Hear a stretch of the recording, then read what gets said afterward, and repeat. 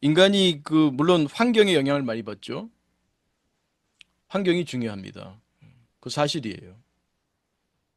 예를 들면 어떤 학자분은 우리나라 사회는 너무 경직돼 있고 남의 눈치를 많이 보는 사회고 거기에 비하면 스칸디나비아나 그쪽 계통 사람들 보면 늘 행복 지수가 제일 높은데 그 사람들은 매우 그 개인적인 것을 존중하고 사회적인 눈치를 보지 않고 그런다. 우리 사회가 바뀌어야 한다.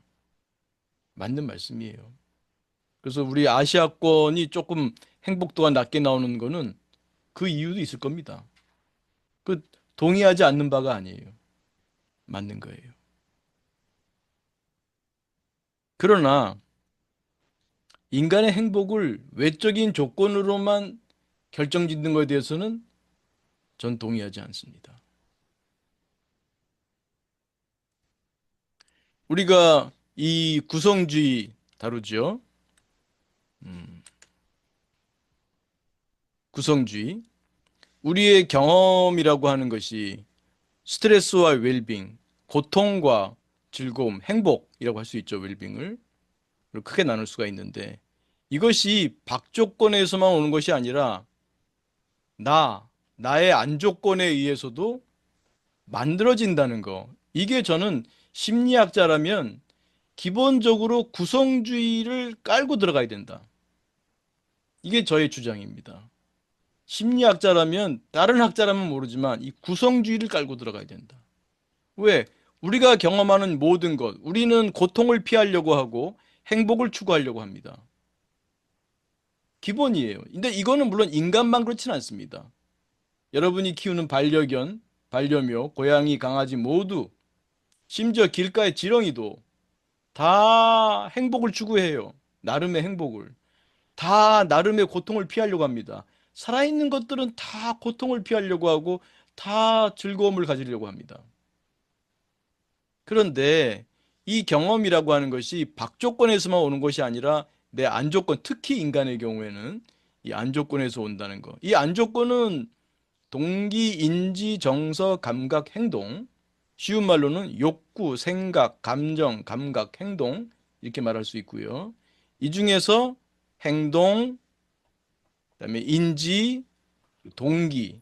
이 세 가지가 매우 핵심적이다. 그래서 저는 인지행동치료보다는 동기인지행동치료라고 부르는 것이 맞다고 저는 주장합니다. 그럼 다음 기회에 또 이 부분은 다루도록 하겠습니다. 그래서 동기인지행동. 요 세 가지가 심리학자의 무기이기도 하고 우리 각자의 무기이기도 합니다. 우리가 아이들 게임할 때 보면 거기 뭐 아이템 같은 게 있어요. 거기 무슨 뭐 방패도 팔고 얻고 뭐 무기도 팔고 얻고 그러는 것 같은데 이런 것을 갖춰야 돼요.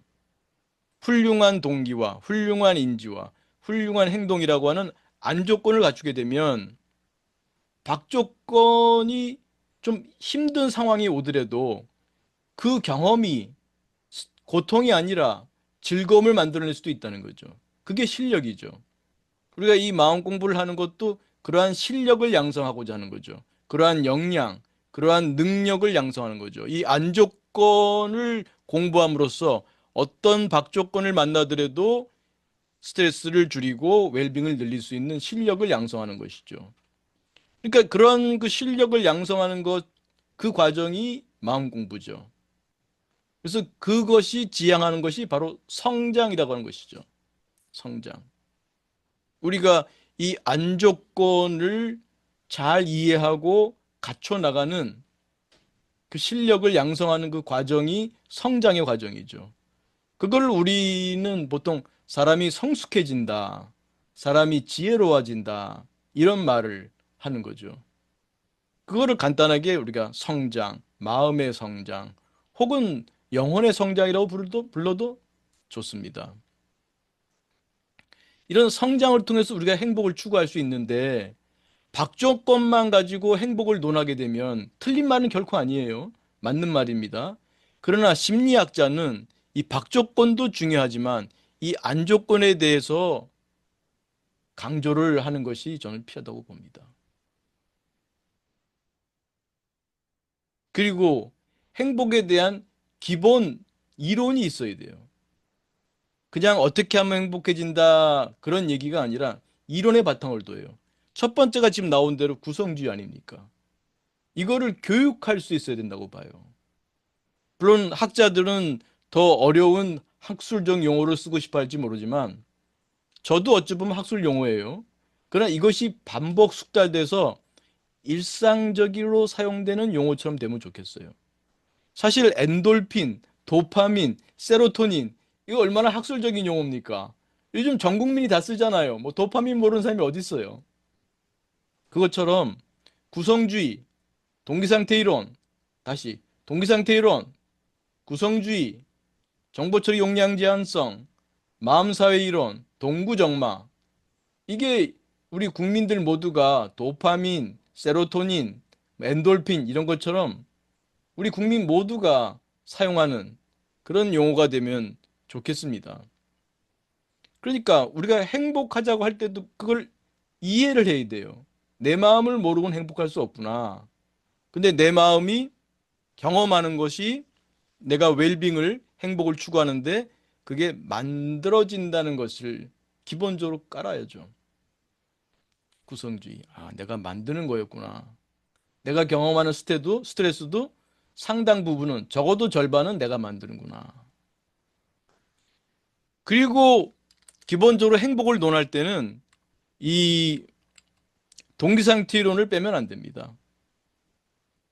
당연히 저희 제자들한테도 강조하고 우리 제자들이 잘하고 있습니다만 상담을 하고 심리 치료를 할 때는 동기, 내담자의 동기가 핵심입니다.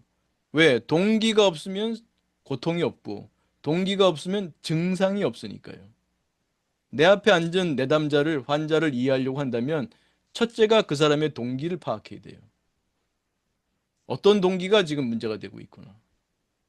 물론 그렇다고 해서 그 동기에만 집착하면 안 됩니다. 여전히 그 사람에게 무너지지 않은 살아있는 중요한 동기를 발굴하고 그 동기를 확립하고 그 동기를 추구하도록 도와주는 것. 그것이 상담하는 분들, 심리치료하는 분들의 짭이라고 중요한 역할이라고 생각합니다. 동기상태로는 많이들 아시겠습니다만 다시 한번 요약합니다. 아, 우리의 고통과 행복, 즉 우리의 스트레스와 웰빙은 동기의 상태구나. 이 동기라는 말이 조금 까다롭고 어려울 수 있습니다만 간단히 얘기해서 어떤 목표가 있고 그 목표를 유지하거나 이루고자 하는 그 추동력, 에너지 개념 이게 동기다. 그렇게 말하면 우리 일상생활에서 말하는 욕구, 욕망, 욕심, 꿈, 바람, 소망, 서원, 이런 모든 것들이 이 동기라고 보시면 됩니다. 그러니까 이 동기가 없으면 스트레스가 없어요. 또 동기가 없으면 이 웰빙도 없습니다. 그러니까 당연히 행복에 대해서 말하려면 동기를 먼저 논해야 돼요. 왜? 동기가 없다면 고통이 없습니다. 동기가 없으면 행복이 없습니다. 그러니까 당연히 동기를 파악해야죠. 상담을 하시는 분이라면 그 내담자의 동기를 파악해야죠. 저놈이 지금 이 사람이 제가 저놈이라고 하는 이유는 이제 학교에서 선생님들이 학생을 상담하다 한다 생각하니까 제가 저놈이란 말을 썼습니다만 어제도 뭐 학교에서 그런 문제를 일으키는 그런 학생 얘기를 잠깐 듣기도 했습니다만 저놈이 지금 어떤 동기에 혹은 이분이 어떤 동기에 꽂혀 있나? 왜 이 행동을 보일까? 그 너머의 동기가 뭔지 파악해 봐야 돼요. 그리고 여전히 이 사람에게 있는, 이놈에게 있는 건강한 동기가 뭔지 그 동기에 초점을 두도록 해야 돼요.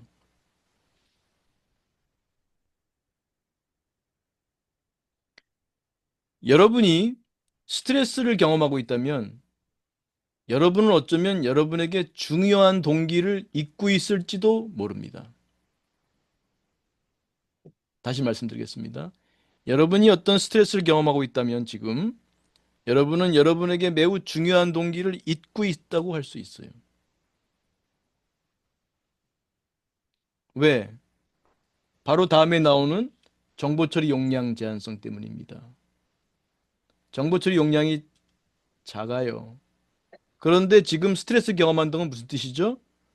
어떤 좌절된 동기에 여러분의 주의가 계속 꽂히고 있다는 뜻입니다. 여러분이 지금 직장에 나와 있어요. 직장에서 지금 일을 하면서 여러분이 성장하게 됩니다. 근데 집에 치매 걸린 시어머니가 있어요. 직장에 나와서도 지금 치매 걸린 시어머니 스트레스를 지금 받고 있는 거예요. 그러면 그 사람은 지금 이 직장에서 일을 하면서 자기가 새로 배우고 자기의 역량을 발휘하고 그러면서 경험하는 그 성장의 즐거움이 있을 텐데 직장에 나와서도 좀 치매 걸린 집에 있는 치매 걸린 시어머니 생각을 왜 합니까? 그 생각을 하는 순간 그 사람은 스트레스를 경험하고 있는 거예요. 그럼 그 순간 그 사람은 자기의 중요한 가치 있는 동기를 잊어버리고 있는 거예요. 적어도 내가 직장에서 내가 좋아하는 일에 집중하고 있다면 정보 처리 용량이 작기 때문에 집에 있는 치매 걸린 시어머니가 떠오르지 않습니다. 떠오를 수가 없어요. 우리의 정보 처리 용량, 정신 자원이 제한되어 있기 때문에 정보 처리 용량 제한성. 그래서 동시에 그 여러 가지를 우리가 경험할 수가 없어요. 그러니까 내가 스트레스를 경험한다는 것은 다른 말로 하면 나에게 중요한 동기를 내가 지금 잊고 있지 않나를 생각해 봐야 돼요. 그래서 행복을 얘기할 때 동기가 기본입니다. 동기가 없다면 고통이 없어요. 그러면 그냥 외적인 조건에 의해서 인간은 행복을 느낀다. 그런 식으로 말을 하면 안 되죠. 그것도 물론 학문적으로 중요합니다만 현실적으로는 우리 인간에게 그래서 지금 이런 사회에서 사회를 바꿔나가는 것도 필요합니다만 그게 한순간에 안 되잖아요. 근데 우리 개인 한 명 한 명이 바뀌어 나가면 사회 전체가 바뀌지 않겠습니까? 뭐 두 개를 동시에 하면 좋겠죠. 줄탁 동시. 근데 적어도 우리 개인의 입장에서는 나부터 변화하기 시작하면 사회 전체가 변화하지 않겠습니까? 그래서 동기가 핵심이라고 하는 거. 동기가 없으면 고통이 없고 또한 동기가 없으면 행복이 없습니다. 고통이 없으려면 동기를 버려버리면 돼요. 근데 문제는 동기를 버려버리면 우리의 행복도 없다는 거죠. 그래서 여기서 중요한 게 선택과 집중 아닙니까? 기업만 하는 게 아니에요. 우리 개인도 내가 어떤 동기에 투자할지 잘 선택해야 됩니다. 그리고 집중할 줄 알아야 됩니다. 그러니까 내담자 상담을 하실 때도 이 사람이 지금 잘못 투자하고 있는 거예요. 지금 어디서 지금 잘못 투자했으면 빨리 그걸 회수하고 그 자원을 자기가 투자할 때 써야 되는데 지금 계속해서 그 잘못 망가진 동기, 이 사업이 잘 안 되는 아이템, 이거에 지금 집착하고 있는 거예요. 그리고 상담자들도 그걸 고쳐주겠다고 자꾸 과거만 자꾸 얘기하는 분들도 꽤 많아요. 그러지 마라. 과거에 집착하지 마라.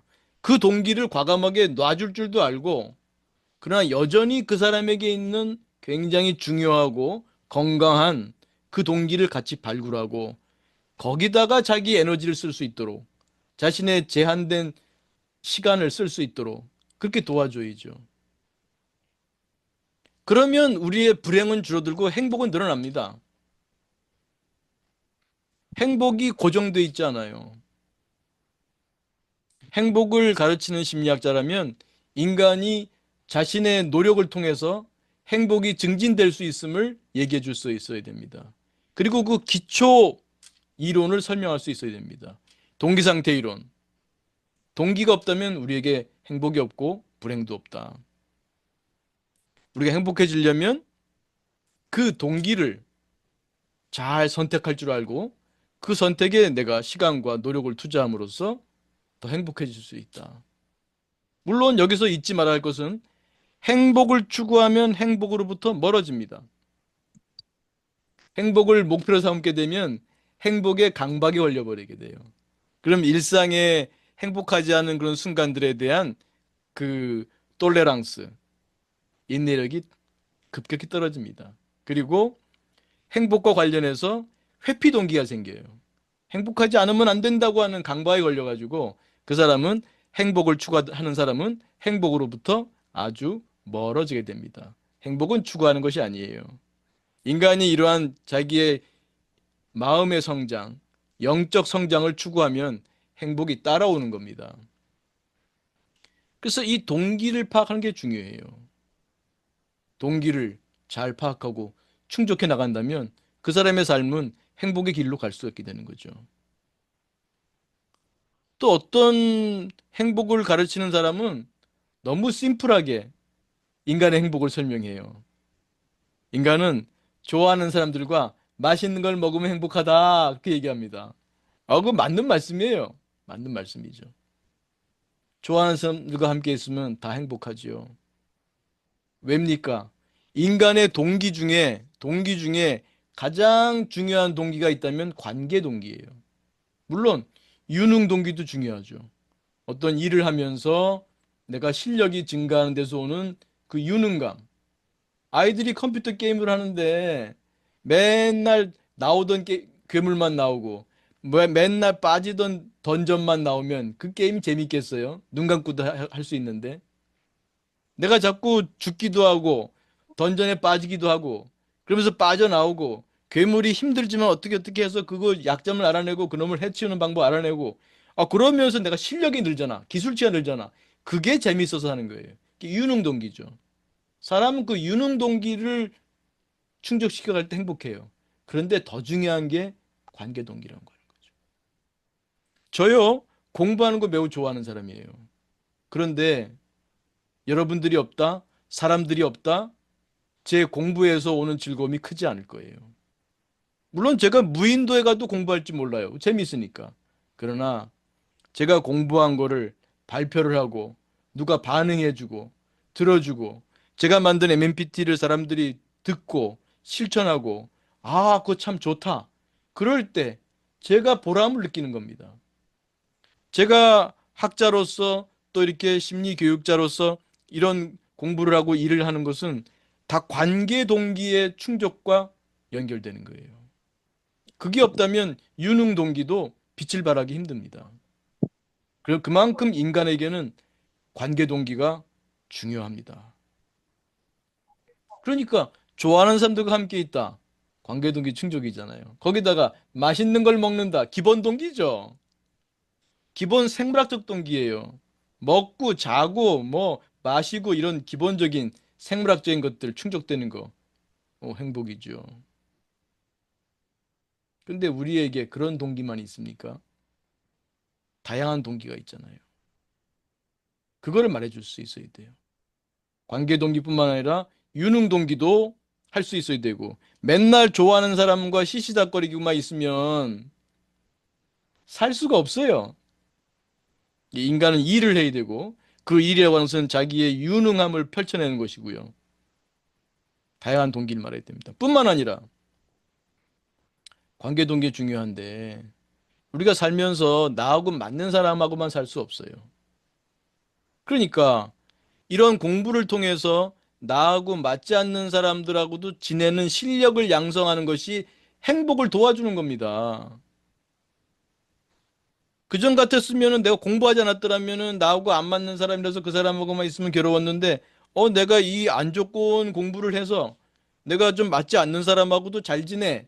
고통이 줄어. 아니면 또 새로운 거를 발견하고 근데 이 사람 또 이런 면이 있었네 하고 또 즐거움을 발견할 수도 있어요. 그러면 행복은 우리의 성장을 목표로 이렇게 마음 공부를 하는 것이 중요하다. 이렇게 강의를 해줄 수 있어야 돼요. 그냥 좋아하는 사람과 맛있는 거 먹는 게 행복이다. 로 끝나면 안 된다는 거죠. 그리고 단지 우리가 하는 용어로는 웰빙 행동이죠. 웰빙 행동만 이렇게 늘어나가는 것이 아니라 삶의 의미, 가치, 이것에 대해서도 강조해야 돼요. 그것이 내 동기를 더 풍성하게 하고 그 동기의 충족에서 는 즐거움을 더 미묘하면서도 더 강력하게 만들어줍니다. 그래서 행복을 논할 때도 이 동기상태 이론 같은 그 동기 이론을 바탕에 깔고 구성주의를 바탕에 깔고 그리고 이 여기 지금 빠져 있군요. 이 얘기를 할 때 나오는 건데, 네, 말씀으로 드릴게요. 방금 얘기했던 정보 처리 용량 제한성, 다시 리마인딩만 시켜드릴게요. 조금 전에 예를 들었죠? 집에 치매 걸린 시어머니, 스트레스죠? 그거를 갖다가, 그게 어찌 보면 첫 번째 화살인데, 두 번째, 세 번째 화살은 쏘지 마라. 왜 직장에 나와서도 그 생각을 하고 있느냐. 직장에서 아마 일을 할 때 온전히 일만 할 수 있으면 그동안은 시어머니로 인한 치매 걸린 시어머니로 인한 스트레스는 안 받을 거예요. 그리고 직장에서 내가 충분히 즐거움을 얻을 수 있다면, 내가 유능감을 펼치면서 행복할 수 있다면 마음의 쌀독이 채워지는 거죠. 그러면 집에 와서도 시어머니로 인한 치매 걸린 시어머니로 인한 스트레스는 훨씬 줄어들 겁니다. 견딜만 해줘요. 그러니까 정보 처리 용량 제한성. 우리 인간의 정보 처리 용량이 작아요.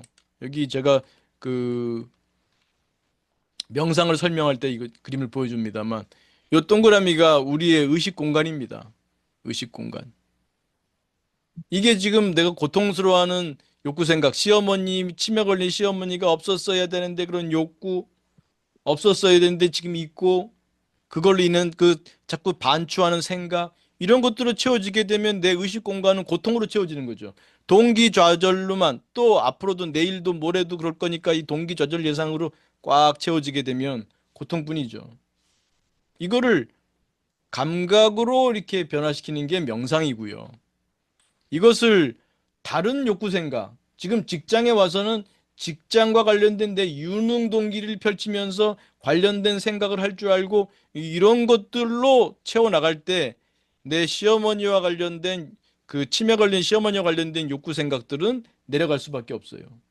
근데 이거를 생각하지 않으려고 하면 더 떠오르죠. 여러분 알다시피 그 하얀 북극곰을 생각하지 마라 그러면 더 떠오르지 않습니까?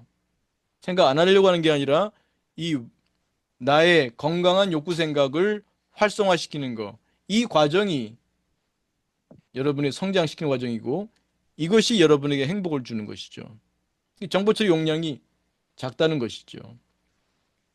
그래서 이러한 것들의 바탕을 두고 설명을 해야 바른 행복에 대한 그 설명이 되고 강의다.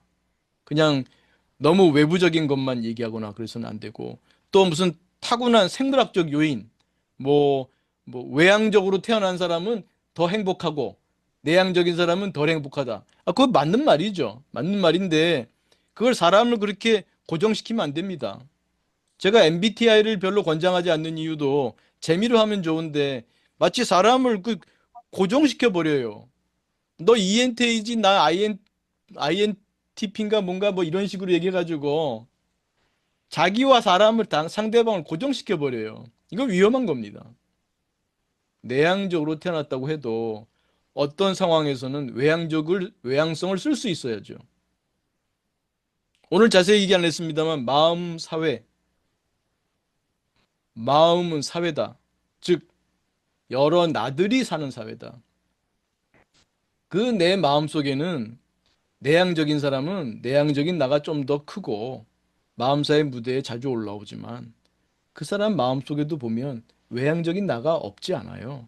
조금 작고 자주 무대에 못 올라와서 그렇지.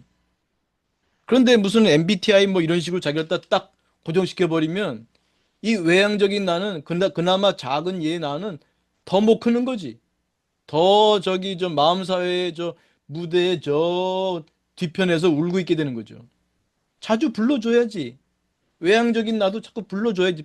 아무 때나 부르진 않겠습니다만 때에 맞춰서 외향적인 날을 불러 쓰고 아무리 내향적이지만 여러 사람 앞에서 발표할 때는 발표하고 떨지 않고 또 질의응답도 잘하고 그건 필요하죠. 여러분 보기에 제가 외향적인 것 같아요? 내향적인 것 같아요? 저는 기본적으로는 좀 내향적인 편이에요. 근데 다른 분들이 보면 뭐 강의하고 그럴 때 보면 좀 외향적으로 보이잖아요. 강의하고 그럴 때는 외향성을 쓰는 거죠. 사람을 고정시키면 안 됩니다. 그래서 외부적인 조건도 고정되게 보지 말고 내부적인 조건도 고정되게 보지 말고 특히 내부적인 조건을 변화시켜 나가는 거. 그 가운데 우리가 심리적 유연성을 얻게 되고 그 심리적 유연성이 바로 심리적 건강의 바로미터 아닙니까? 심리적 유연성이 뭐예요? 내 마음 안에 있는 여러 나들을 내 자유롭게 쓰는 거예요. 이 상황에서는 이런 나를 쓰고 저 상황에서는 저런 나를 쓸 줄 알고 그 나들을 또 성장시켜가는 과정. 뭐 옛날에 애들 보면 무슨 뭐 다마고치 키우는 거 있죠? 내 마음 사회 속에 여러 나들이 있습니다. 어떤 나를 키우실 거예요? 잘 선택해서 잘 키우시기 바랍니다. 그래서 요점은 행복을 얘기할 때는 심리학의 기초 이론을 잘 깔아야 된다. MMPT는 그걸 깔아주고 있다. 동기상태 이론. 동기 없으면 불행도 행복도 없다. 동기를 잘 알고 잘 쓸 줄 알아야 된다. 구성주의. 우리가 어떤 상황을 내가 동기 충족이나 충족 예상, 동기 좌절이나 좌절 예상, 이것도 내 생각이 많이 개입합니다. 내 생각의 개입을 통해서 오기 때문에 그 인지를 어떻게 쓰느냐, 중요하죠. 마음 공부를 통해서 그거를 배우는 것이죠. 그리고 정보 처리 용량 제한성. 인간은 아무리 날고 뛰고 뛴다 해도 정보 처리 용량이 제한되어 있어요. 컴퓨터의 어떤 용량처럼 제한되어 있습니다. 그거 정보 처리 용량 제한성의 피해자가 되지 마라. 오히려 정보 처리 용량 제한성의 수혜자가 되도록 공부해야 됩니다. 그거를 생활 속에 실천해야 됩니다. 그래서 이런 점으로 이제 오늘 시즌 3라고 해야 되나요? 그 전에 쭉 우리 센터에서 할 때 하던 토요 마음 공부. 그 다음에 또 짧았지만 올해 그래도 짧진 않았네요. 유튜브 라이브로 진행했던 토요 마음 공부 시즌 2. 그리고 오늘 이제 이렇게 다시 또 줌으로 돌아와서 여러분과 함께 토요 마음 공부 시즌 3를 시작하게 됐습니다. 네.